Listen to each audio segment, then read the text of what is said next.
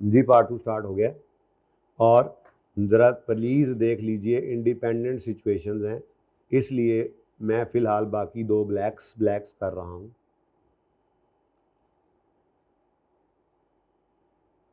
ठीक है जी, और सिर्फ समझे एक ही सवाल है अभी हमारे सामने। पढ़ें जी। An entity is developing a multi unit residential complex. Plaza बन रहा है, एक सेलर है वो क्या कर रहा है, प्लाजा बना रहा है। डेवलपर होगा ना, ये डेवलपर जो होते हैं बड़े बड़े प्लाजाज बनाते हैं और फिर उनमें अपार्टमेंट्स, ऑफिसेज, दुकानें सेल करते हैं। ठीक है, मल्टी यूनिट रेजिडेंशियल ही है, सारे ही अपार्टमेंट्स हैं। ठीक है, एक कस्टमर से, ये क्या नाम है आपका कश्मीर वाले भाई का, हाँ तलहा से, तलहा ने कहा यार कश्मीर दूर बहुत है, पढ़ाई के लिए यहाँ हॉस्टल में रहना पड़ता है, तो क्यों ना ये नई बिल्डिंग बन रही है इसमें एक छोटा सा अपार्टमेंट फ्लैट ले लेते हैं। ठीक है, तो वो हमज़ा भी तुम्हारे साथ का जो है, और तलहा तुम, और इसी तरह से अब्दुल्ला, ये 3-4 दोस्त जो है ये इसी में मिलकर रहते रहेंगे। ठीक है, और मैं जो है वो इसको या रेंट पे दे दूंगा या फिर खुद रह लूँगा। भाइयों ने बाकी भी तो रेंट देना ही है, मुझे देते रहें, कोई मसला नहीं। अब इसने क्या कर लिया, ये एक कस्टमर है। कस्टमर कौन है जी, मैं हमज़ा लिखने लगा था। Talha, customer Talha enters into a binding sale contract. तो फिर इसने मशवरा किया, मुझसे किया, दोस्तों से किया, तो हमने कहा ठीक है यार अच्छी बात है। ठीक है, क्या टर्म्स हैं, कहते टर्म्स में बाद बताता हूँ, पहले ले लूँ या ना ले लूँ। अगले पहले पैरा में लिखा ही हुआ है ना, इसलिए enter into a binding contract with entity for specified unit और फर्स्ट फ्लोर पर 105 नंबर अपार्टमेंट, ये इसने बुक किया है। स्पेसिफाइड कॉन्ट्रैक्ट किया है कि ये F105 ये मेरे लेना है। That is under construction. ठीक है, पूरा प्लाजा अंडर कंस्ट्रक्शन है, तो ये अभी अंडर कंस्ट्रक्शन है, लेकिन इसने जाके बिल्डर के साथ, सेलर के साथ कॉन्ट्रैक्ट कर लिए। ठीक है, कॉन्ट्रैक्ट हो गया, enter into a binding sale contract. Contract कर रहा है, each unit has similar floor plan. सारे के सारे 200/700 स्क्वायर फीट के हैं, पता नहीं ये कितना बनता होगा, मैंने अभी लिख दिया। ठीक है, ठीक है, सबकी डायमेंशन, फ्लोर प्लान मतलब फ्लोर प्लान सेम है। अब इसके अंदर जिस भी अपार्टमेंट में चले जाओगे उसका नक्शा कुछ ऐसे होगा। एंटर होते ही यहाँ पर एक लाउंज होगा, यहाँ छोटा सा ओपन किचन है, और उसके बाद ये लाउंज के सामने ही, ये लाउंज है ना, लाउंज है, यहाँ पे एक बेडरूम है, यहाँ पे दूसरा बेडरूम है, ये सब एक जैसे ही है, आइडेंटिकल। यानी F105 है तो उससे ऊपर H105 है first floor, second floor S105 है, थर्ड फ्लोर T105 है, सब एक जैसे ही हैं। और ये नहीं कि 105 के ऊपर वाले हर एक के ऊपर 100 मसलन, ज़्यादा नहीं हो गया वैसे बड़ा 100 अपार्टमेंट्स वाला, थोड़ा गल बद गई, चलो खैर कोई नहीं। तो ऐसे होटलों वाले वैसे करते हैं, पहले फर्स्ट फ्लोर के ऊपर 1 2 3 4 5 हो गए ना, तो दूसरे फ्लोर पे शुरू कर देते हैं, जैसे 101 102 103, तीसरे फ्लोर पे 201, ऐसे ही होगा हमारा भी है। ठीक है, तो 105 अपार्टमेंट जो है वो बिल्कुल वैसा ही है तला जैसे बाकी सारे हैं। आपने देखा घूम फिर के, आपने एक बुक कर लिया। ठीक है, हाँ कुछ चीज़ें तो अलग हैं ही, जैसे आपने पसंद क्या किया था कि जिस वक्त सुबह सूरज चढ़े उस वक्त मुझे नजर आए, उसके बाद ऐसे ना चार कोने हैं ना, चारों कोनों पे खिड़कियां होंगी, इसने वो वाली साइड पसंद की जिसमें सूरज यूं चढ़ते हुए नजर आएगा, उसके बाद फिर गायब हो जाएगा। तो सुबह का सूरज ये देख लेगा और फिर गर्मी वाला सूरज ये नहीं देखेगा और फिर ऐसे पीछे डूब जाएगा। अब इसने किसी एक खास रुख पे लिया तो ये तो भाई बदलेगा, जाहिर सी बात है, पूरा कम्प्लेक्स है। उस कम्प्लेक्स के अंदर इसने अगर मिसाल के तौर पे ये कॉर्नर वाला ये अपार्टमेंट बुक किया है, तो बाकी इधर भी सारे आसपास सारे क्या हैं, अपार्टमेंट्स ही तो हैं। ठीक है, तो इसने कोई एक लिया तो अब बाकी सब कुछ तो सेम है, लेकिन कुछ एट्रीब्यूट्स डिफरेंट भी होते हैं, जैसे for example location with in the complex, कोई मसला नहीं है इसकी। ठीक है, अच्छा अब ये स्पेशल नहीं है, बताना ये चाह रहा है सवाल के अंदर इस पहले पैरा में कि ये कोई स्पेशल एसेट नहीं है। ठीक है, अगली बात, कॉन्ट्रैक्ट के स्टार्ट पर प्राइस इस एक एक अपार्टमेंट की 30 लाख है तला, और expected date completion and possession है 31 दिसंबर x9, यानी 2 साल बाद तुम्हें, जब तुम कैफ कर चुके होगे, आर्टिकल्स भी तुम्हारे साल के हो गए होंगे, तो उस वक्त तक ये तुम्हें ट्रांसफ़र हो जाएगा। अच्छा मौका है, ठीक है। उसके बाद उधर क्वालिफाई कर लेना, उधर फिर घर वालों को भी इधर ले आना, ब्याह व्यू करके इधर ही रहना, फिर अपार्टमेंट तुम्हारा साथ ही हो जाएगा, ठीक है। लेकिन कस्टमर ने 10% डिपॉजिट भी देना, इसका बंदोबस्त कर लो। चलो आगे पढ़ते हैं। The contract inception, at contract inception यकम जनवरी 8 पर price of 1 unit is 30 lakh, expected date of completion and possession transfer, completion and possession transfer. अब भाई पहला केस तो ये है नहीं कि साइमल्टेनियसली रिसीवर कंज्यूम कर रहा है, अंडर कंस्ट्रक्शन है। दूसरा केस ये भी नहीं है क्योंकि ये प्लाजा जो है, इसमें एक अपार्टमेंट इसने बुक किया, इसकी जगह पे थोड़ी बन रहा है। वो लॉजिकल बात है, बिल्डर जो है वो कम्प्लेक्स अपनी ज़मीन पे बना रहा होता है, ठीक है, या जिसकी भी बना रहा है इसकी ज़मीन पे तो नहीं बना रहा, पूरा कम्प्लेक्स तो नहीं, उसमें एक जगह थोड़ी सी इसने अपार्टमेंट इसने बुक किया, ठीक है।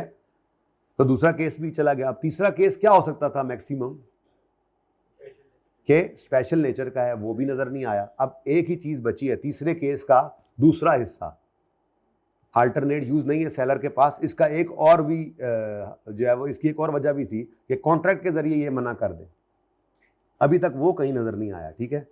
अच्छा, एंटिटी का ईयर एंड है 31 दिसंबर और कंस्ट्रक्शन इज 60% कंप्लीट। अब इस 60% को देखकर पुराने ज़माने के अंदर लोग धोखा खा जाते होंगे, आप नहीं खाएंगे। ये 60% स्टेज ऑफ कंप्लीशन ज़रूर गिवन है, लेकिन अभी मैंने ये डिसाइड ही नहीं किया कि मैंने रेवेन्यू ओवर टाइम रिकॉर्ड करना है या eight a point in time. Seller 30 lakh का 60% रिकॉर्ड करे या ना करे, ये अभी डिसाइड नहीं हुआ, क्योंकि अभी तक ना तो ये साइमल्टेनियसली रिसीव कंज्यूम में फॉल किया है, ना ही ये साथ साथ कंट्रोल ट्रांसफ़र हो रहा है, ना ही अभी तक कंफर्म हुआ है कि सेलर के पास कोई अल्टरनेट यूज़ नहीं है सिवाय इसके के ये तलहा को ही दे। बात समझ आ रही है? तलहा आगे ना पढ़ो, कॉन्ट्रैक्ट मैं पढ़ाता हूँ, तुम्हें टेंशन ना लो, ठीक है। अच्छा, बहरहाल ये फिलहाल ये क्वेश्चनेबल बात है, फिलहाल ये क्वेश्चनेबल। अगर तो नीचे जाकर कहीं लिखा हुआ मिल गया कि तलहा ने कॉन्ट्रैक्ट किया है बिल्डर के साथ, देख ले भाई मेरे अलावा किसी और को नहीं देना, ठीक है। हाँ, लेकिन ये है कि फिर अगर मैं भागा किसी वक्त में जाके, तो जितना तुमने बनाया होगा उसके ऊपर कुछ प्रॉफिट डाल के तुम्हें देके जाऊंगा। ये चीज़ मिल गई तो फिर 60% इज रेलेवेंट, क्योंकि फिर रिकॉर्ड कर सकता है बिल्डर ओवर टाइम रेवेन्यू, तो 30 लाख का 60% बिल्डर रिकॉर्ड कर लेगा, ठीक है। अच्छा, अब बाकी बातें बता रहे हैं। कस्टमर ने 10% पे कर दिया है, तलहा ने 10% पे कर दिया बिल्डर को यकम जनवरी पे, यानी 3 लाख, जो कि रिफंडेबल सिर्फ तब है अगर सेलर फेल हो जाए टू कंप्लीट द कंस्ट्रक्शन, यानी अगर वो ना बना सका तो फिर पैसे तुम्हें वापस मिल जाएंगे, रिफंडेबल है, ठीक है। लेकिन सिर्फ इस सूरत में, ये नहीं कि तुम भाग जाओ, तुम साल बाद कहो यार मेरा ज़हन बदल गया है, तो कहेगा ठीक है भाईजान ये गए फिर आपके, ये 3 लाख अब मेरा ही है। ये सिर्फ उस सूरत में रिफंडेबल लिखा हुआ उन्होंने कि तुम अगर तुम्हें ट्रांसफ़र ना कर सके, ठीक है। अच्छा, बाकी कहता है remainder of the contract price is payable on completion of contract when customer obtains physical possession of the unit. तो बाकी 27 लाख कब देना है तुमने, जब वो तुम्हें चाबी हैंड ओवर करेगा। हो सकता है शादी भी हो चुकी हो, बच्चे भी हो चुके हो, हैं 3 साल, अच्छा बड़े। इफ़ द कस्टमर डिफॉल्ट, लेकिन देखो अगर तुमने डिफॉल्ट किया ना, कॉन्ट्रैक्ट में लिखा हुआ है, तो before completion of unit the entity only has right to retain. ओ, सवाल इस खत्म। अगर यहाँ पे लिख देता अगर कस्टमर डिफॉल्ट कर जाता है, तो कॉन्ट्रैक्ट में लिखा हुआ है कि यहाँ पे एक लिखा होता है कि सेलर किसी और को बेच नहीं सकता, वो तो नहीं लिखा हुआ, किसी और को नहीं बेच सकता, तो कॉन्ट्रैक्ट का मतलब होता है इसी को ही बेच सकता है। लेकिन साथ दूसरी बात भी होती ना कि ये यहाँ पर लिखा हुआ था कि अगर कस्टमर डिफॉल्ट कर गया तो सेलर को सिर्फ कॉस्ट ही नहीं बल्कि रीजनेबल प्रॉफिट मिलेगा। तो हम कहते लो भाई तीसरे में फॉल कर गया, mister seller mister builder record कर लो 60% रेवेन्यू। लेकिन वो कह रहा है कि अगर कस्टमर डिफॉल्ट करे, तलहा अगर मुकर जाए लेने से इसको, before completion entity only has right to retain the deposit. Deposit, वो तो कॉस्ट की बात भी नहीं कर रहे कि अगर मिसाल के तौर पे उन्होंने आधा पौना बना लिया है तो उस पर कॉस्ट लगी, ना, सिर्फ डिपॉजिट उन्होंने रख लेना, सिर्फ डिपॉजिट वो रख लेंगे, नॉन रिफंडेबल है, ठीक है। इग्नोर कर दो फाइनेंसिंग, इग्नोर कर दो अकाउंटिंग फॉर कॉन्ट्रैक्ट कॉस्ट।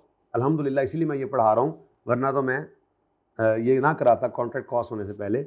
अब इंडिपेंडेंट सिनेरियोज में नंबर 1 सिनेरियो, यूनिट कंप्लीट हो गया है और पोजेशन ट्रांसफर हो गया ड्यू डेट पे, लेकिन ये मसला नहीं है। मसला ये है जनरल एंट्रीज जो है वो करनी है for all the following independent. General entries करनी है मतलब जनरल एंट्री नंबर 1 होनी है 1 जनवरी x8 पर, ठीक है। उसके बाद 31 दिसंबर x9 पे जाकर ट्रांसफर होना है, तो 31 दिसंबर x8 पे भी तो कुछ करना है। अब क्या मैं 60% रेवेन्यू रिकॉर्ड कर सकता हूं? बोलो जी। क्यों? क्यों? ओवर टाइम का क्राइटेरिया मीट करने के लिए 3 चीज़ों में से कोई एक होनी चाहिए थी। साइमल्टेनियसली रिसीव कंज्यूम नहीं हो रहा, कंट्रोल ट्रांसफर साथ के साथ नहीं हो रहा, स्पेशल नेचर भी नहीं है, कॉन्ट्रैक्ट के जरिए पाबंदी भी नहीं है। ये तीनों ही नहीं है तो फिर ये ओवर टाइम रिकॉर्ड नहीं हो रहा, तो ये धोखा है, धोखा। ये सवाल में जो उसने दिया हुआ था ये आपको धोखा दिया हुआ था। कोई बच्चा कहेगा ये 60% दिया हुआ है, मैं कहूँगा नहीं ये धोखा दिया हुआ। ये क्या है? ये धोखा है। बच्चे पागलों की तरह, बच्चे जो सही तरह पढ़ के जाएंगे ना, पागलों की तरह कहेंगे स्टेज ऑफ कंपटीशन गिवन है मतलब 60% रेवेन्यू रिकॉर्ड कर लो। भाई क्यों कर लो यार, कैसे कर लो भाई? स्टैंडर्ड है कोई? खाला जी का घर है, मुंह उठाया और रेवेन्यू रिकॉर्ड कर लिया? ऐसे नहीं करने था ये रेवेन्यू रिकॉर्ड। ध्यान कर रहा हो, ध्यान ध्यान करो, ये कुछ नहीं है, ये धोखा है, ये धोखा है। PO is satisfied at a point in time, तो revenue will be recorded at a point in time, मतलब 31 दिसंबर 9 पे जाके एक ही बार रेवेन्यू रिकॉर्ड होगा। तो चलो काम करते हैं जी शुरू अपना। तो 31 दिसंबर x8 पर में 2 एंट्रीज होंगी। पहली एंट्री एडवांस की, बस दूसरी नहीं हो सकेगी, ओवर टाइम वाला नहीं है, ठीक है। उसके बाद 31 दिसंबर 9 में जाकर फिर दूसरी एंट्री होगी और वो है ये। पहली एंट्री इसलिए हो रही है कि डिपॉजिट उसने लिया था ना। अब दूसरी एंट्री वो कह रहा है कि जी बिल्कुल जैसे सोचा था वैसे ही पाया बिल्डर को, उसने ड्यू डेट के ऊपर ट्रांसफर कर दिया है, ठीक है। तो फिर थोड़ी प्लानिंग कर ले जरा बोर्ड, सारा कुछ मैंने कहता हूँ तीनों सवाल आमने सामने होने चाहिए, हैं जी। चलो इधर देखो जी, क्वेश्चन नंबर कौन सा है? 5 है, 5 है, page number 1। For the year ended 31 December x1 है, x2 है, 1 है, माशाल्लाह, ना 1 है ना 2 है, 8 है। अब फिर देखो यार, एंट्री से पहले कल एक काम किया है इतनी मेहनत से, क्या ख्याल है? करना चाहिए, है ना? कोई बात नहीं, खैर है, 0 आ जाएगा तो क्या हुआ, ठीक है, सही है। चलो पहले एंट्री कर लो। यकम जनवरी x8 पर क्या किया अभी तलहा ने? एडवांस दिया, एडवांस। तो अब तलहा की बात छोड़ो, सेलर की, बिल्डर की बात करो। बिल्डर ने 3 लाख रुपया रिसीव किया, बिल्डर उसकी एंट्री क्या करेगा? बोलो। कैश डेबिट जी, कॉन्ट्रैक्ट लायबिलिटी क्रेडिट करेगा। कितने से? 300,000 में कर रहा हूं जी मैं, ठीक है। उसके बाद 31 दिसंबर 2008 x8 आया, 31 दिसंबर x8 आया, तो शैतान ने आके आपको वर्गलाया। क्या वर्गलाया? 60% गिवन है, रिकॉर्ड कर ले। आपने कहा तब तेरी आउज़बिल्लाह पड़ी, और आपने कहा क्राइटेरिया ही नहीं मीट हो रहा, तीनों में से किसी एक में भी फॉल नहीं कर रहा, तो इसलिए मैंने कोई एंट्री नहीं करनी। ठीक हो गया, सही है। अच्छा, अब अगला साल आया,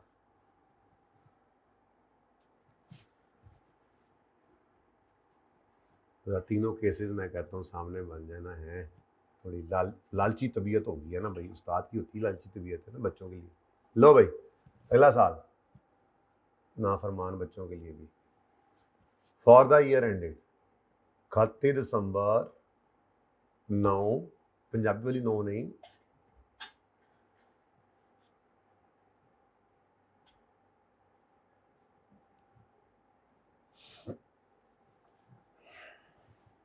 इकतीस दिसंबर x9 आया, जैसा सोचा वैसा पाया, जो कुछ ना खोया सब कुछ पाया, और हमारे बिल्डर का फोन आया 31 दिसंबर 9 पे तला के घर।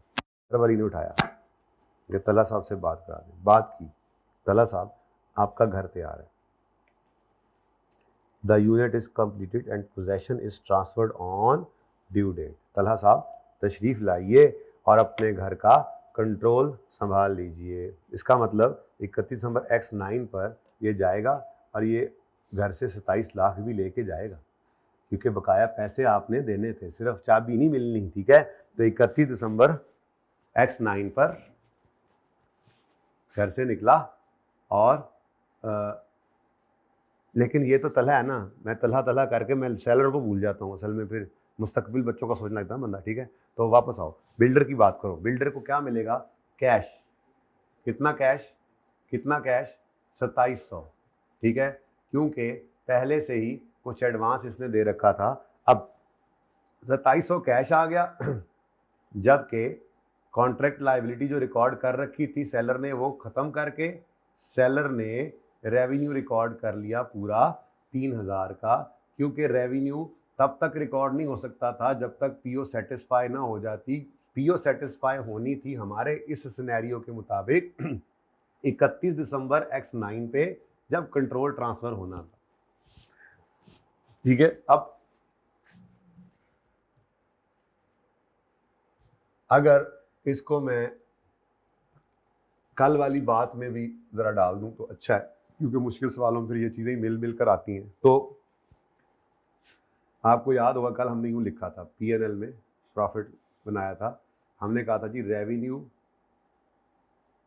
सारा रेवेन्यू लो, सारी कॉस्ट ऑफ रेवेन्यू लो, और उस पे स्टेज ऑफ कंप्लीशन को लगाते हुए फिर प्रॉफिट निकाल लो, ठीक है।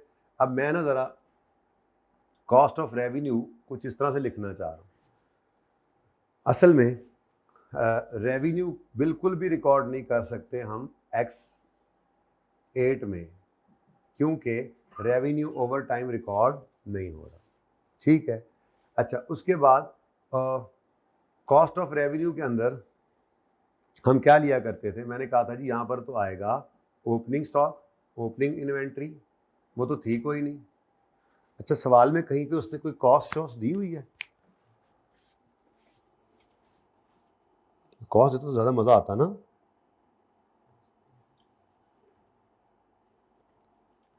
चलो एक काम करते हैं, मैं ज़रा इस तरह से शॉर्ट कर देता हूँ, फिर तो और भी बात बढ़ जाएगी। ये देखो, इधर देखो, इधर देखो, इधर इधर ऐसे ही करेंगे, ऐसे ही करेंगे। रेवेन्यू में से माइनस करना है हमने कॉस्ट ऑफ रेवेन्यू, ठीक है, और हमने निकाल लेना है प्रॉफिट। इससे अगला स्टेप क्या होता था? छोटी सी वर्किंग करके हम कहते थे जी स्टेज ऑफ कंप्लीशन परसेंटेज निकालें, ठीक है। अब ये भी उसने धोखे के तौर पे दी हुई है, कितनी? 60%। लेकिन हमने क्या कहा? ये तो धोखा है, ये तो धोखा है, ये तो धोखा है, स्टेज ऑफ कंप्लीशन को यूज नहीं करना, कोई रेवेन्यू नहीं रिकॉर्ड करना, तो इसीलिए कॉस्ट ऑफ रेवेन्यू भी रिकॉर्ड करना, तो प्रॉफिट भी नहीं रिकॉर्ड करना। और इन केस कॉस्ट दे देता तो वो कॉस्ट कहाँ पड़ी होती भाई? वो कॉस्ट इन्वेंट्री में रख देते, जितनी कॉस्ट लग गई होती उसकी एंट्री करता। ये एंट्री तो करनी थी, इन्वेंट्री डेबिट कैश क्रेडिट, तो फिर वो यहाँ पर कॉस्ट ऑफ सेल जैसे कल बनाकर दिखाई थी, ओपनिंग में कुछ नहीं था, फिर डेबिट हुआ यहाँ पर, लेट्स से 200 रुपये का खर्चा हो गया था, 200 रुपये डेबिट हो गया, और फिर वो सारे का सारा क्लोजिंग इन्वेंट्री में रख देना था, कॉस्ट ऑफ सेल तो जीरो कर देनी थी, ठीक है। अगले साल में आते हैं, तो अगले साल के अंदर आपका ये काम पूरा हो गया। अच्छा, अगर आप कहें तो मैं बैलेंस शीट भी साथ ही बना दूं X8 की, ज़रा अच्छा लगेगा आपको।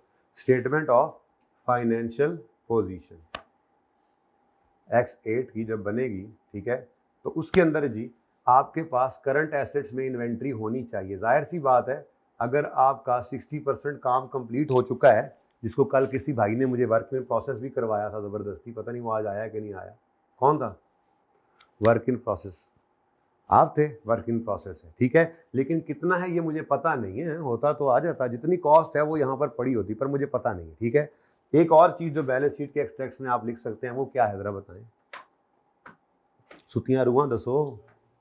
हाँ हाँ, कॉन्ट्रैक्ट लाइबिलिटी 300 रुपये की X8 में ईयर एंड पे खड़े होकर 300 रुपया हमारा लाइबिलिटी में पड़ा हुआ है, ठीक है। तो करंट लाइबिलिटीज में कॉन्ट्रैक्ट लायबिलिटी आ जाएगी, कितनी जी? 300, ठीक है। ये जनाब आपका x8 हो गया पूरा। अगर कभी आप मुझे इतनी कोई इजाज़त दे देना कि मैं x9, चलो छोड़ो अलग अलग ही करते हैं, ठीक है। x8 बिल्कुल दिमाग के अंदर चीज़ों को रासिख करके चलें, उधर रखें भाई, देखें आप इसको, हाजमा दुरुस्त रहना चाहिए बस, ये बहुत इंपॉर्टेंट एरिया चल रहा है।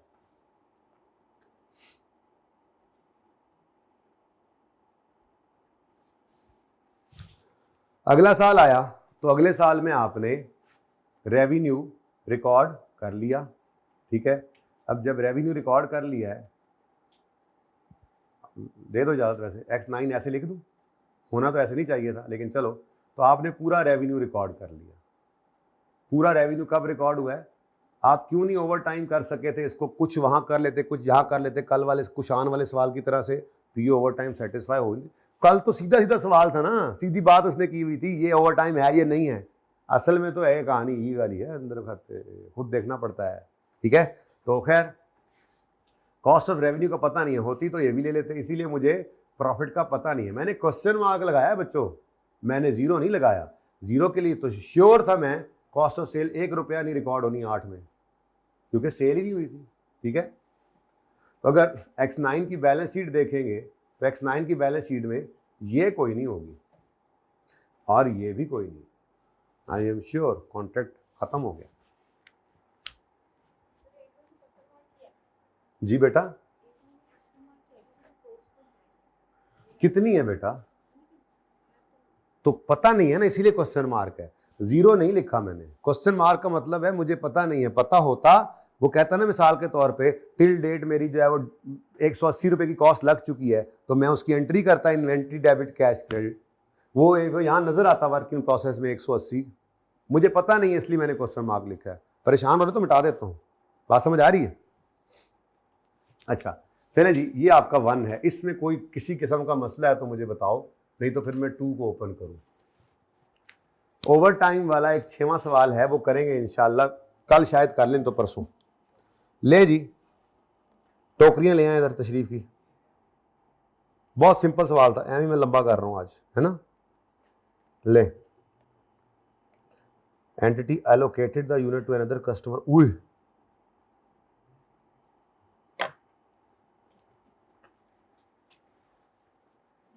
शहबाज शरीफ का फ़ोन गया बिल्डर को, मुझे F17 थंडर जो तुम्हारा F17 का तुम्हारा F17 नंबर जो है इसने बुक कराया हुआ था, ठीक है। जंग के बाद शहबाज शरीफ का फ़ोन गया, मुझे तो वो वाला अपार्टमेंट मुझे चाहिए। तो बिल्डर ने 31 मार्च को वो यूनिट किसको ट्रांसफ़र कर दिया। अब ये इंडिपेंडेंट सिनेरियो है, ठीक है। तो for the year ended 31 December x8, तो 1 जनवरी x8 पर इसने रिसीव किया था जनाब कैश, तो कैश डेबिट किया था और कॉन्ट्रैक्ट लायबिलिटी क्रेडिट की थी 300 रुपये से। लेकिन जनवरी फरवरी गुजरा ही था, 31 मार्च को अनदर कस्टमर, सॉरी 1 मार्च को अनदर कस्टमर को ट्रांसफर कर दिया, उल्टा कस्टमर किसी और कस्टमर को ही ट्रांसफर कर दिया। अब तो फिर भाई क्या होगा, लिखा हुआ था अगर सेलर डिफॉल्ट कर गया तो इसका 3 लाख इसको वापस मिल जाएगा, ठीक है, ओके। तो जब इसको पता चला तो इसने जाकर कहा भाई ये क्या, उसने कहा यार अब क्या करूं, मजबूरी है, अब क्या करूं, ले लें आप अपने पैसे ले लें, अब मैं यही कर सकता हूं, ये लें अपनी अमानत। वो डाडे ने उनकी करिए यार, जाती है बस मेरे साथ भी है, अब क्या करूं मैं, ये लो यार अब कुछ नहीं हो सकता।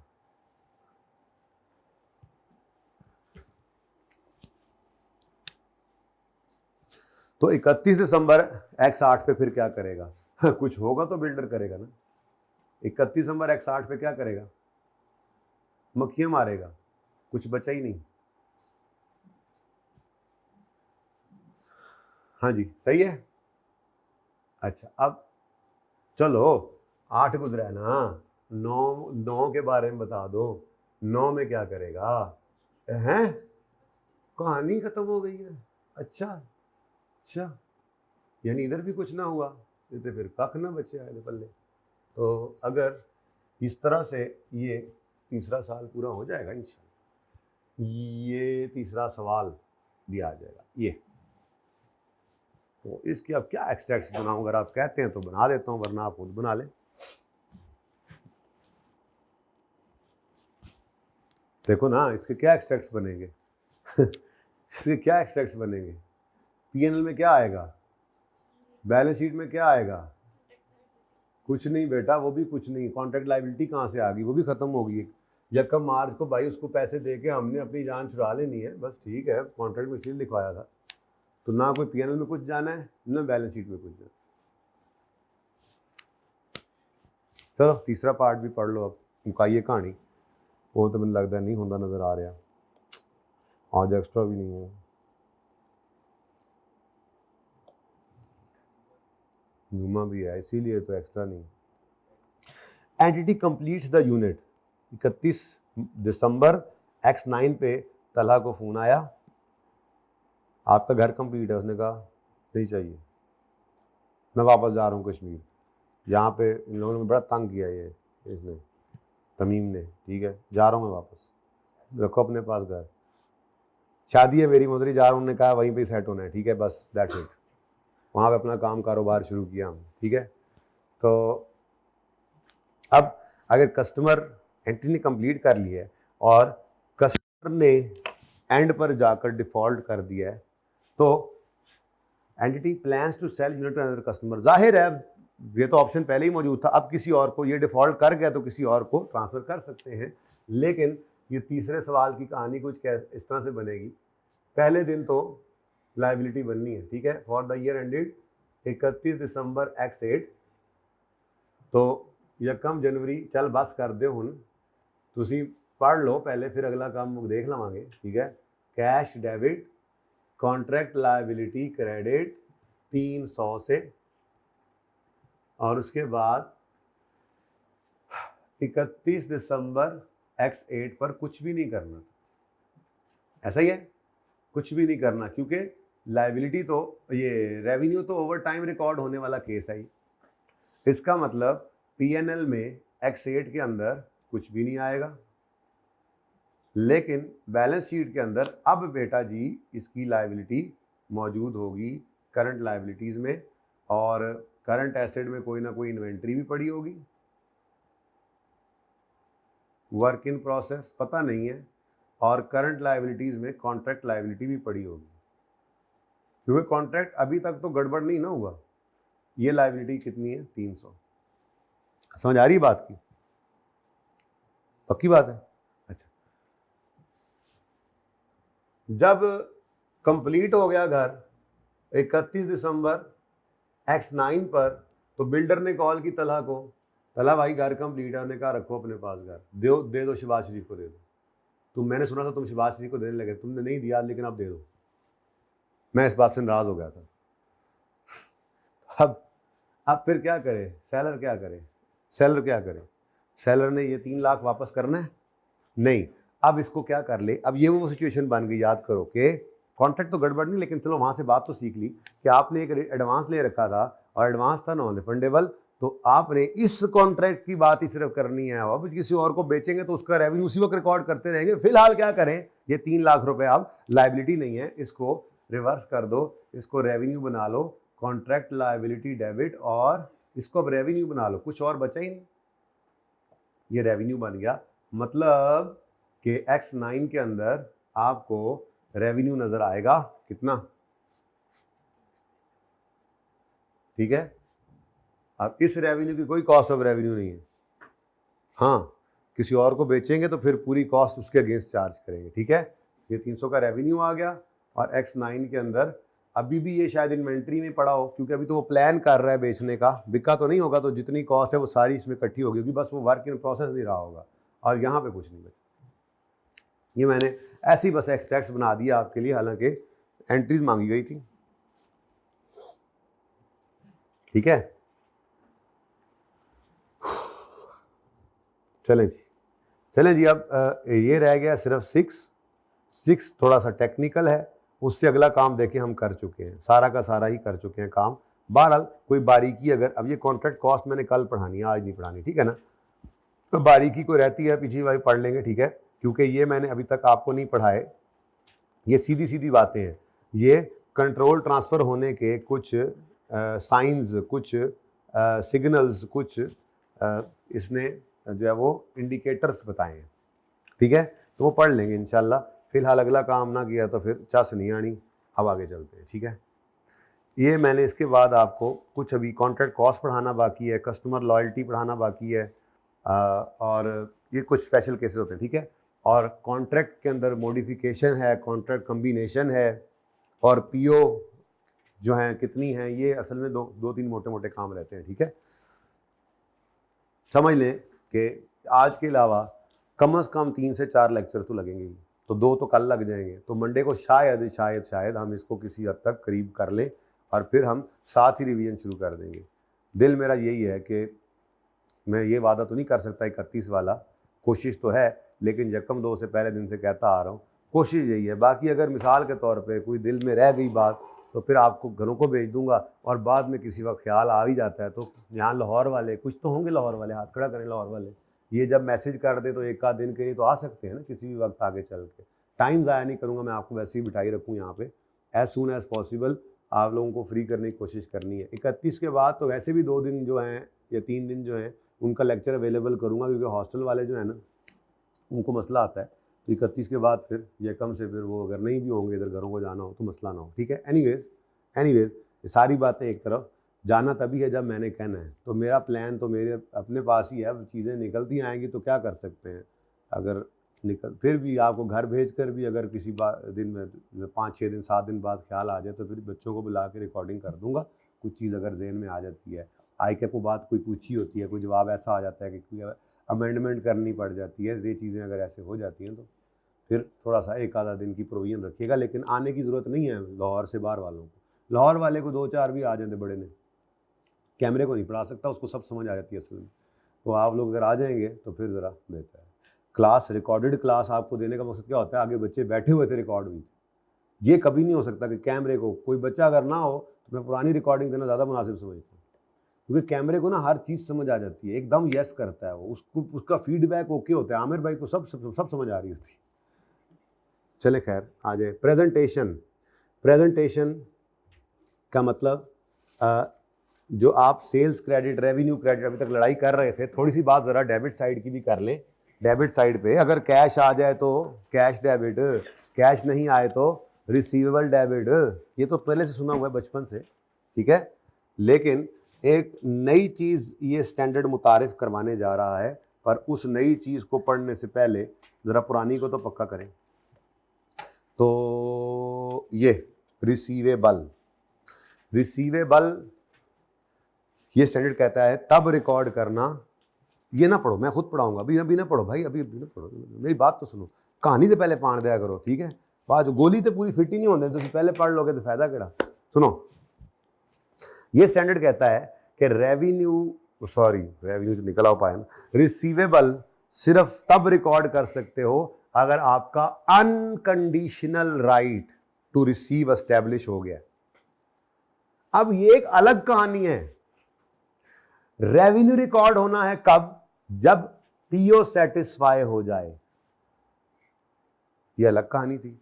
रिसीवेबल रिकॉर्ड कर सकते हो तब जब unconditional right to receive establish हो जाए। ये लड़ाई है, ठीक है, ये लड़ाई है, ये अलग अलग लड़ाई है। यहां से एक नई चीज ने जन्म लेना है जो इस स्टैंडर्ड से पहले नहीं एग्जिस्ट करती थी। दोबारा सुने, अभी तक मैंने स्टेप 5 इसलिए पढ़ा के मैं इधर लाया हूं। स्टेप 5 में हमने क्या देखा है, रेवेन्यू रिकॉर्ड करना है, ठीक है, eight a point in time या ओवर टाइम। ये लड़ाई अलग थी। अब पैसे आ गए हैं तो कैश डेबिट, नहीं आया है तो रिसीवेबल डेबिट। बचपन से तो ये सीखा हुआ था ना, लेकिन इस स्टैंडर्ड ने आके कहा 1 मिनट रुको, रिसीवेबल कब रिकॉर्ड करना है, जब अनकंडीशनल राइट टू रिसीव तुम्हारा एस्टैब्लिश हो जाए, जब अनकंडीशनल राइट टू रिसीव तुम्हारा एस्टैब्लिश हो जाए। देखा, अच्छा मतलब मैं समझाता हूं।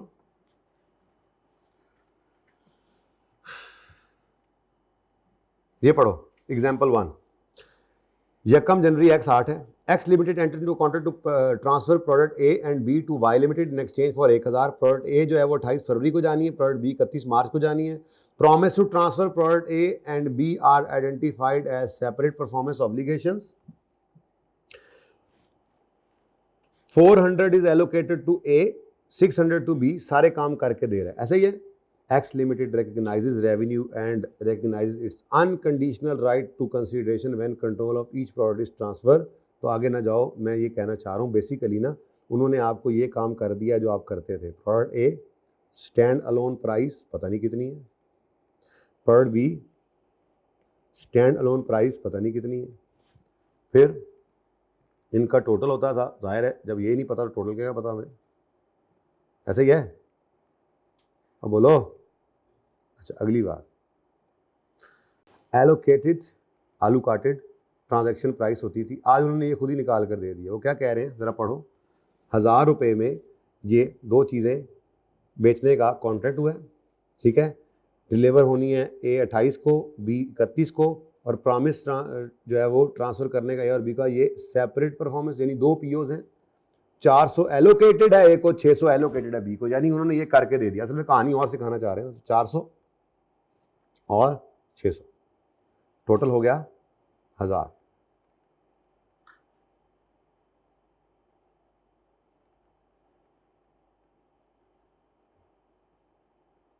ठीक है जी। अब वो कहता है कि प्रोडक्ट कब डिलीवर होनी है, 28 को। बोलो 28 को, फिर 28 फरवरी को फिर क्या एंट्री कर लें, 28 फरवरी को क्या एंट्री कर लें, 28 फरवरी को ए का रेवेन्यू रिकॉर्ड कर लें। भाई ये अलग बात है, मैं इसलिए तोड़ के बात कर रहा हूँ। रेवेन्यू कितना रिकॉर्ड कर लें ए का, 400, क्योंकि ए डिलीवर हो गया। अब अगला सवाल भी यहाँ पे साथ ही पूछना है, क्या जो हमने ए डिलीवर किया है इसके पैसे जो रिसीव होने हैं, जो रिसीवेबल है, क्या उस रिसीवेबल के साथ कोई कंडीशन तो नहीं अटैच। तो पूरे सवाल के अंदर कहीं नहीं लिखा हुआ, बल्कि ये लिखा हुआ है unconditional right receive. Unconditional right to receive establish हो जाता है जब डिलीवर करते हैं। तो फिर यही तो स्टैंडर्ड ने कहा है कि an unconditional right to consideration is presented, एक minute, an unconditional right to consideration is unconditional, a right to consideration is unconditional only if, और यार ये तो आपको आगे बाद में समझाना था, सादा बात, पहले इधर आओ, पहले पक्का करें जी। क्या जी, जिस दिन ये राइट एस्टेब्लिश हो जाएगा अनकंडीशनल, ठीक है, जिस दिन ये अनकंडीशनल राइट एस्टेब्लिश हो जाएगा। कौन सा राइट, रिसीवेबल किसे कहते हैं, रिसीवेबल किसे कहते हैं, ये अगले के लिए सिखा रहा हूं, ये तो आपको बचपन से पता है, लेकिन अगली बात यहां पे आनी है। रिसीवेबल कब रिकॉर्ड कर सकता हूं, जिस दिन प्रोडक्ट ए डिलीवर कर दी है, ये अलग बात थी। प्रोडक्ट ए डिलीवर कर दी है, उसका रेवेन्यू रिकॉर्ड करना है तब जब वो ए डिलीवर कर दे, ये बात अलग है। रिसीवेबल रिकॉर्ड करना है जब रिसीव करने का अनकंडीशनल राइट एस्टैब्लिश हो जाए। अब सवाल में कोई कंडीशन अटैच नहीं है, तो सिंपल बात है, मैं कहूंगा रिसीवेबल डेबिट कर लो और रेवेन्यू क्रेडिट कर दो, ठीक है। तो जिस दिन unconditional right to receive establish हो जाए, जिस दिन अनकंडीशनल राइट टू रिसीव, जिस दिन, एनजी लिख लो यार, मेरे ख्याल से थे ज़्यादा बेहतर है, जिस दिन अनकंडीशनल राइट, यार लिख ले भाई, unconditional right to receive establish हो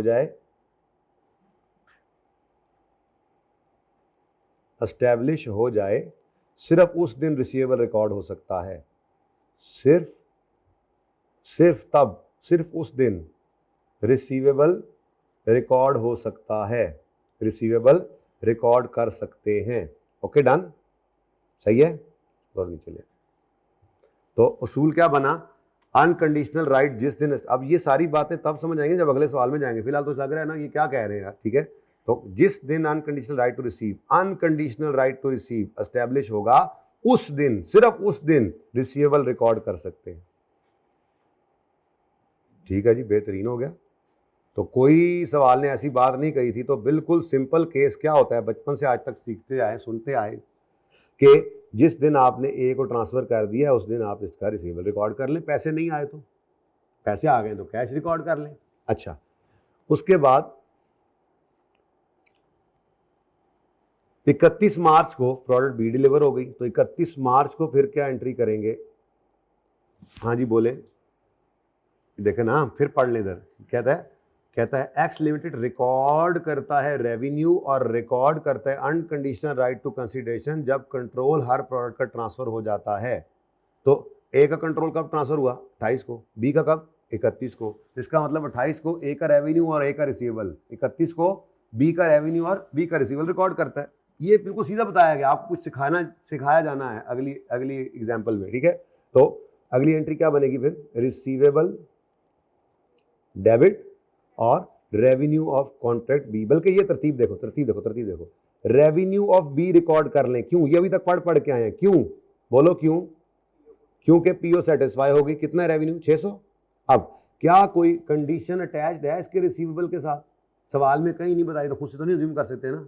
बोलो, इसका मतलब रिसीवेबल भी रिकॉर्ड कर लो। बड़ी इंपॉर्टेंट बात कर रहा हूँ, इस पे बहुत चीज़ें फिर आगे जाके मसला क्रिएट करेंगी, लेकिन इंशाल्लाह नहीं करेंगी, समझ आ जाएगी। आसान बात है, मुश्किल नहीं, इंपॉर्टेंट बहुत है, ठीक है जी। तो इसका मतलब ये हुआ कि हम जिस दिन unconditional right to receive establish हो जाता है, उस दिन, सिर्फ उस दिन रेवेन्यू रिकॉर्ड कर सकते हैं। Got it? सही है, यहां तक को मसला। ये एंट्रीज आप देख लेना, वही हुई पड़ी हैं। आगे बढ़ते हैं। एक एग्जाम्पल 2 अगले सफे पे मौजूद है, जरा इसको देखो। अंग्रेजियां बाद में पढ़ते रहेंगे यार, अंग्रेजियों को छोड़ो, छोड़ो अंग्रेजियों।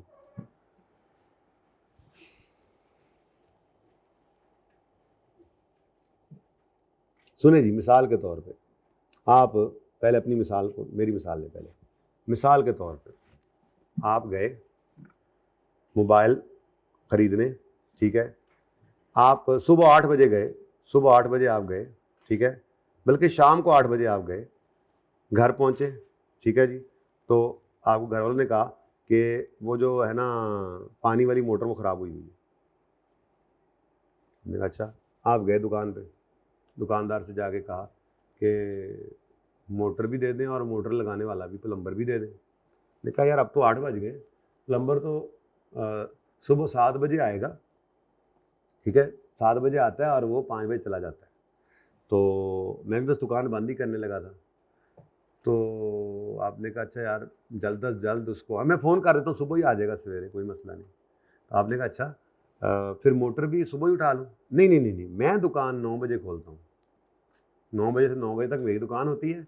सुबह मैंने दुकान 7 बजे निकोली, प्लम्बर सुबह आके काम शाम करता है, फिर 9 बजे मेरी दुकान आके खोलता है, हेल्प भी कराता है, और उसके साथ ही फिर बाकी जैसे जैसे ज़रूरत पड़ती रहे दिन में चलता रहता है। तो अगर आपने मोटर लेनी है तो आप अभी ले जाएं। अब दुकानदार सेलर जो है वो मोटर की सेल बुक कर लेगा, क्योंकि हाँ सेलर का पीओ सेटिस्फाई हो गया, मोटर का डिलीवर करना है। तो 20,000 की मोटर इसने क्रेडिट कर दी, सेल। लेकिन जैसे ही सेलर ने कहा पैसे, आपने कहा जी पैसे कल दूंगा, लेकिन सिर्फ उस सूरत में, ये मोटर मैं एज इट इज़ लेके जा रहा हूँ, उस सूरत में पैसे आपको मिलेंगे अगर आपका बंदा आकर इसको सुबह फिट कर देगा। मोटर के पैसे मैंने देने हैं, अमानत है आपकी, आपने कहा उठा के ले जाओ, लेकिन जब ये फिट करके देगा तो मैं आपको इस मोटर के पैसे दूंगा, उस प्लम्बर के पैसे भी उसको दे दूंगा, ठीक है। अब जैसे ही आप निकल कर मोटर लेकर चले गए, तो आपका जो दुकानदार था, सेलर था, वो करने लगा रिसीवेबल रिकॉर्ड। जैसे ही उसने ये आर लिख लिया था ऐसे करके, स्टैंडर्ड आ गया IFRS 15। ये क्या कर रहे हो, क्या कर रहे हो? देखा कुछ नहीं, मैं तो ऐसे पेंटिंग कर रहा हूँ। स्टैंडर्ड ने कहा देखो भाई, तुम्हारा ये जो रिसीवेबल फॉर मोटर है ये डिपेंड कर रहा है on delivery of installation service. अगर तुमने वो इंस्टॉल ना करवा के दिया अपने प्लम्बर से तो ये पैसे नहीं मिलेंगे। इसका मतलब सुबह तक तुम्हें उसको आर्जी तौर पे किसी और अकाउंट में रखना पड़ेगा। उस अकाउंट का नाम हमने रख दिया कॉन्ट्रैक्ट एसेट। क्या नाम रखा जी? ये एक आर्जी एसेट है। ये अगर बीच में ईयर एंड आ जाए तो आपकी बैलेंस शीट में रिसीवेबल नज़र नहीं आएगा, बल्कि कॉन्ट्रैक्ट एसेट नज़र आएगा, जिससे क्लियर हो जाएगा कि एंटिटी के ऊपर कोई कंडीशन है एक आधे रिसीवेबल के लिए। ये नई चीज़ स्टैंडर्ड ने डाली, ठीक है। अच्छा, अब मिसाल के तौर पे अगले दिन सुबह 10 बजे दुकानदार आया, नेक्स्ट डे, ये डे 1 था, ठीक है। ये कौन सी तारीख है? आज क्या है? आज क्या तारीख है? 25 हुए 25 हो गई, हुए 25 हो गई, 25/25/2025, ठीक है। तो 25 जुलाई है, तो 25 जुलाई की शाम को ये एंट्री करके घर चला गया। शहर सुबह 26 जुलाई की सुबह आएगा, ठीक है। 10 बजे आके इसने दुकान खोली और वो बाहर ही बैठा हुआ था प्लम्बर ने कहा हाँ किधर, वो जी आपने भेजा नहीं था वो जो भाईजान की मोटर वो करके आनी थी सही, तो वो मैं कर आया हूँ, ठीक है।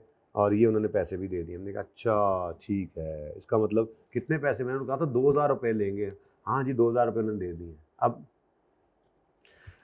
इधर देखो ज़रा, इधर देखो ज़रा, बाकी तो अब रिसीवेबल को बैलेंस निकाल लें, रिसीवेबल को क्या कर लें, बैलेंसिंग निकाल लेंगे, क्योंकि उसने कुछ कैश दे दिया। बल्कि यूँ करो, उन्होंने कहा जी वो मैं कर आया हूँ काम, फिलहाल पैसे नहीं, ठीक है। उन्होंने कहा था जी ठीक है वो शाम को आएंगे दफ्तर से वापस तो आपको पैसे दे जाएंगे। आपने कहा अभी उनका हाँ ठीक है कोई मसला नहीं। तो अब कोई मसला तो नहीं रहा, तो सबसे पहला काम क्या करें, इस कॉन्ट्रैक्ट एसेट को अब ख़त्म कर दें, क्योंकि जो शर्त लगाई थी वो शर्त अब पूरी हो गई है, ठीक है।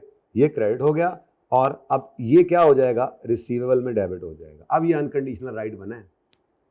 तो आर्जी तौर पे जब तक कंडीशन सेटिस्फाई ना हो जाए, सोने वाले भाई, जब तक कंडीशन सेटिस्फाई ना हो जाए तब तक आप इसको रिसीवेबल नहीं बुक कर सकते, बल्कि एक कॉन्ट्रैक्ट एसेट रखेंगे। इसको कहते हैं conditional right to receive. Contract asset किसे कहते हैं जी, आप कंडीशनल राइट टू रिसीव। और जब कंडीशन पूरी होगी तो वो क्या बन गया फिर, अनकंडीशनल। तो इसको रिक्लासिफाई करो, कॉन्ट्रैक्ट एसेट में से कभी कैश नहीं आता, कॉन्ट्रैक्ट एसेट सिर्फ रिक्लासिफाई होकर रिसीवेबल बनेगा, फिर रिसीवेबल से आपको कैश मिलेगा। कॉन्ट्रैक्ट एसेट का मतलब ही यही है, conditional upon some, receivable is conditional upon something, ठीक है। तो फिर लेकिन मसला ये है कि आपने सेल ऑफ सर्विसेज भी तो कर लिए, तो वो कितना है, 2000 रुपया ना। तो अब ये फिर 20,000 नहीं 22,000 रिसीवेबल होगा। तो इसलिए मैंने कहा ये इसका तरीका ये हो कि बैलेंसिंग रख लो इसको, चलो ठीक है। लेकिन मैंने अलग समझाया आपको, ठीक है। ये जनाब मेरी एग्जांपल थी, अब आपकी एग्जांपल पे चलते हैं, ठीक है। तो जिस वक्त कंडीशन खत्म हो गई, जिस वक्त कंडीशन मीट होगी, कंडीशन पूरी होगी, उस वक्त रिसीवेबल रिकॉर्ड हो सकता है, बस ठीक है ना जी। ओके, उस वक्त रिसीवेबल रिकॉर्ड करेंगे, ओके। और सही है तब तक जब तक कंडीशन, क्योंकि आप देखो ना क्वेश्चन क्या है, आप कहोगे ना करें रिकॉर्ड, कुछ स्टूडेंट कहेगा ना करें रिकॉर्ड, क्या मौत पड़ी है, क्या मुसीबत है, ना करें रिकॉर्ड। भाईजान रेवेन्यू को रिकॉर्ड करना नहीं है, पर परफॉर्मेंस ऑब्लिगेशन सेटिस्फाई कर नहीं ली, तो रेवेन्यू रिकॉर्ड करना है। अब दूसरी तरफ क्या करें, फिर कुछ तो करना ही है। अब रिसीवेबल रिकॉर्ड करते हैं तो स्टैंडर्ड कहता है रुको कॉन्ट्रैक्ट एसेट है ये अनकंडीशनल नहीं है, तो उसको रिसीवेबल के तौर पर रिकॉर्ड नहीं करते। तो ये अलग लड़ाई है, ये अलग लड़ाई है। रेवेन्यू रिकॉर्ड करना अलग लड़ाई है, रिसीवेबल रिकॉर्ड करना अलग लड़ाई है। नवा कट्टा खुल गया जी, ठीक है, कोई बात नहीं, बांधो।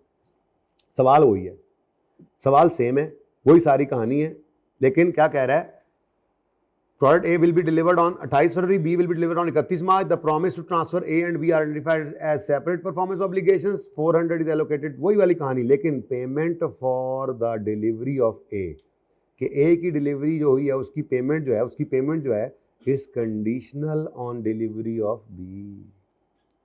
आप मोबाइल लेने गए, दुकानदार से कहा मुझे ओरिजिनल चार्जर चाहिए, उसने कहा ओरिजिनल चार्जर जो है वो अभी माल नहीं आया, 31 मार्च को आएगा। आपने कहा ठीक है मोबाइल में ले जाता हूँ, लेकिन जब तक मुझे ओरिजिनल चार्जर नहीं मिलता मैंने ये पैसे नहीं देने। अब मसला ये है कि मोबाइल का रेवेन्यू तो रिकॉर्ड करना है, क्योंकि मोबाइल की पीओ तो सेटिस्फाई हो गई है, लेकिन 31 मार्च तक जब तक हम उसे ओरिजिनल चार्जर नहीं डिलीवर कर देते हम रिसीवेबल रिकॉर्ड नहीं कर सकते। तो फिर 28 फरवरी को क्योंकि पीओ सेटिस्फाई हो गई, मोबाइल वाली पीओ तो सेटिस्फाई हो गई ना, तो 28 फरवरी को आपको रेवेन्यू, पहली बात क्या है, रेवेन्यू रिकॉर्ड करना मजबूरी है, ठीक है। 28 फरवरी को आपने रेवेन्यू रिकॉर्ड किया। क्यों रिकॉर्ड कर लिया जी रेवेन्यू, मोबाइल का रेवेन्यू क्यों रिकॉर्ड कर लिया, ए मोबाइल है हमारा, क्यों रिकॉर्ड कर लिया, अच्छा मोबाइल सस्ता है, चलो जी, तो रेवेन्यू मोबाइल का रिकॉर्ड कर लिया, क्यों जी, क्योंकि पीओ सेटिस्फाई हो गई, ठीक है, सही है। लेकिन रिसीवेबल की बारी आई, आपने आर, फिर वही आप भी लिख चुके थे आर, तो स्टैंडर्ड ने दरवाजा खटकाया, क्या कर रहे हो, हमने कहा यार ड्राइंग बना रहा हूँ, क्योंकि मुझे पता है अभी अनकंडीशनल नहीं है, अभी कंडीशनल अपॉन समथिंग है, वो समथिंग जब होगी तो तब ये रिसीवेबल बनेगा। टिल देन क्योंकि क्रेडिट कर चुका हूं, कुछ तो डेबिट करना है, आर्जी तौर पे कॉन्ट्रैक्ट एसेट को डेबिट कर दूंगा। कितने से? 400 से। ठीक है। अच्छा, जो सवाल मैंने सोचा था पौने घंटे में करना है, खुद सोचो मैं उसको टच भी नहीं कर सका, तो इतना को मैं पीछे चल रहा हूँ अपनी प्लानिंग से, जो मैं सोच के आता हूँ ना आपको कराना है, तो उसकी वजह से ये होती है कि आप लोगों का फीडबैक है, जैसा चल रहा होता है वैसी क्लास, लेकिन मेरी प्लानिंग हमेशा ज़्यादा की होती है। अब वो मेरे दिमाग में वही था कि चलो आगे पढ़ लांगे थोड़ा जा, लेकिन वो फिर जुम्मे वाला ख्याल नहीं। ठीक है, हैं?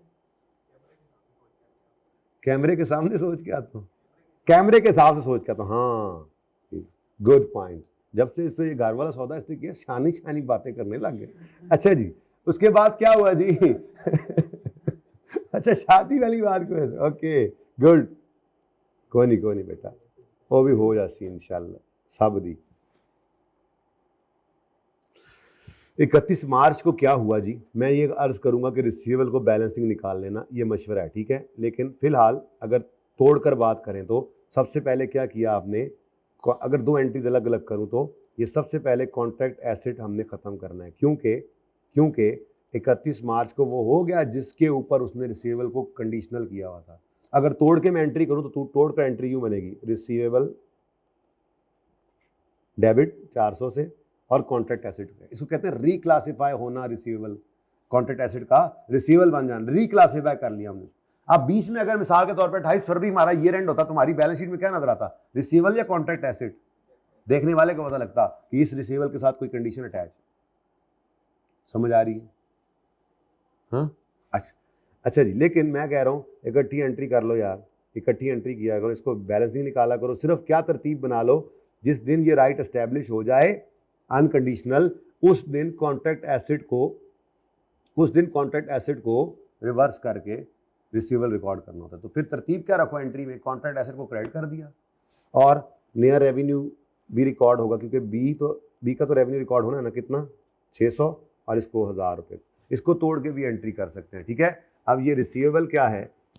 रिसीवेबल इज अनकंडीशनल राइट, जबकि कॉन्ट्रैक्ट एसेट क्या है? ये कंडीशनल राइट, ठीक है। सही है, ठीक है। चलें आगे। अब आखिरी सवाल कर लो फिर छुट्टी, वो बड़ा सवाल नहीं हो सकता, ठीक है। हैं? जगह बड़ी मुझे तो मिल गई थी, बेसमेंट भी होती है। अच्छा चलो, फिर एक सवाल होमवर्क में करना है, ठीक है। मैं जरा दिखा दूं सवाल कम से कम, हैं? हाँ, इसमें एक चीज़ नहीं समझ आई भाई को।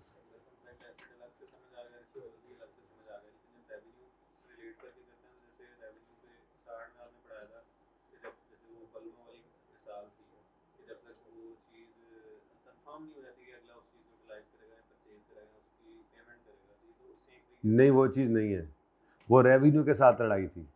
यहाँ पर वो क्या कह रहा है, रेवेन्यू तो अभी भी उसी तरह से रिकॉर्ड हो रहा है कि जब पीओ सेटिस्फाई हो रही है। अब ये पैसे रिसीव करना कंडीशनल अपॉन समथिंग है, उन्होंने कहा नहीं, कोई कंडीशन नहीं लगी हुई, तो फिर पहले दिन रिसीवेबल है। कंडीशन क्या लगी हुई है भाई? ए के पैसे तब मिलेंगे जब बी डिलीवर करोगे। अब इसमें कहाँ लिखा हुआ है कि ए का रेवेन्यू रिकॉर्ड करने में पाबंदी है? रेवेन्यू रिकॉर्ड करने में पाबंदी नहीं है, वो तो स्टैंडर्ड ने रेवेन्यू रिकॉर्ड करवाया जब पीओ सेटिस्फाई की है, लेकिन रिसीवेबल रिकॉर्ड करने से आपको रोका है कि भाईजान जरा रुको, कंडीशन मीट करो तो फिर रिसीवेबल रिकॉर्ड करना। जरूरी नहीं है, कोई और कंडीशन भी लग सकती है कि पीओ ओवर टाइम हो, फिर परफॉर्मेंस हो, लेकिन ओवर टाइम है, लेकिन उसने कोई कंडीशन ऐसी लगा दी है कि जब तक आप वो पूरी नहीं करोगे आपका अनकंडीशनल राइट नहीं एस्टैब्लिश होगा। जैसे कंस्ट्रक्शन कॉन्ट्रैक्ट है तो फिर कॉन्ट्रैक्ट एसेट बनाना पड़ेगा जब तक कि वो फलानी शर्त पूरी ना कर लो।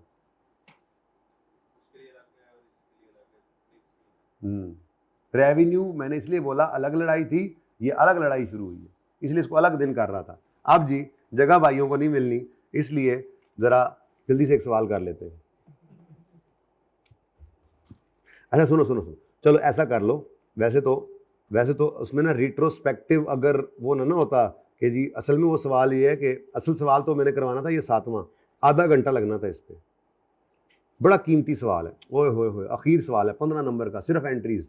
लेकिन इसमें ना एक चीज़ है, वो चीज़ ये है कि कस्टमर को हमने कहा है कि अगर तुमने इतने से ज़्यादा यूनिट्स खरीदे तो रिट्रोस्पेक्टिवली डिस्काउंट देंगे, ये चीज़ आपके लिए नहीं है, तो ये आपसे काबू नहीं होनी। लेकिन अगर आप ट्राई करना चाहें तो मेरी तरफ से पाबंदी नहीं है। लेकिन मैं आपको जो सवाल होमवर्क देना चाह रहा हूं वो है ये आप जरा इसको पढ़ो। ये देखो मैंने क्या लिखा था यहाँ पर, ये ब्रैकेट लगाकर क्या किया था, ये the consideration of 16 million due only after TML transfer both the machines to the customer. Lucky condition, अब रेवेन्यू रिकॉर्ड होना है मशीन के साथ, लेकिन रिसीवेबल रिकॉर्ड तब होना है जब दोनों डिलीवर हो जाएं। लेकिन भाईजान ने क्या किया होना है, उन्होंने सारा कुछ रिसीवेबल में कर दिया होना, देख लो।